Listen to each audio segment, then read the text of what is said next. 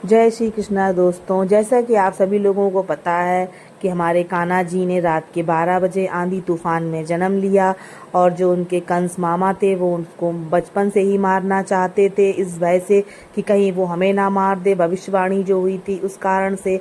तो जैसे ही कान्हा जी ने हमारे जन्म लिया, वसुदेव जी कान्हा जी को अपनी एक टोकरी में रख के आंधी तूफान में ही अपने मित्र के घर छोड़ने के लिए निकल पड़े।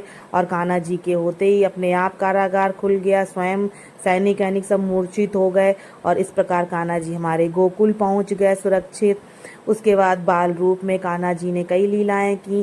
कंस ने उनको कई प्रयास किए मारने के लिए, उन्होंने पूतना राक्षसी को भेजा मारने के लिए कान्हा जी को, लेकिन पूतना राक्षसी का भी वध उन्होंने बाल रूप में ही कर दिया।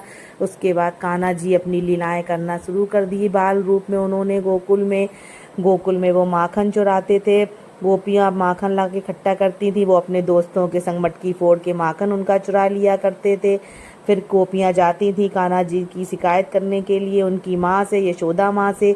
यशोदा माँ उनको डांटती थी, बहुत डंडा लेके पीछे से आ रही हैं, उनको डांट रही हैं कि आज मैं तुम्हें नहीं छोड़ूंगी, नहीं छोड़ूंगी। तो गोपियाँ मना कर रही हैं, गोपियाँ बहुत प्रेम करती हैं कान्हा जी को, वो मना कर रही हैं रहने दो यशोदा, रहने दो। लेकिन कान्हा जी नहीं मान रहे हैं, भाग रहे हैं, यशोदा माँ भी नहीं मान रही हैं। फिर आगे गोकुल में उन्होंने और कई लीलाएं की, गऊएं चराईं और अपने गायों को बंसी बजाते थे, गाय बड़े ध्यान से सुनती थीं। बहुत ज़्यादा गाय के संग लीलाएं उन्होंने, गायों के संग भी बहुत लीलाएं की। उन्होंने गोवर्धन पर्वत उठा के जो लीला की थी वो भी यहाँ झांकी में दर्शाई गई है। गोवर्धन पर्वत को उठा लिया था उन्होंने अपनी चुन्नी पे, जब गोकुल पे संकट आया था तब उन्होंने सारे गोकुल वासियों को गोवर्धन की छत्र छाया में रखा था। वही यहाँ पे झांकी दर्शाई गई है, बहुत सुंदर।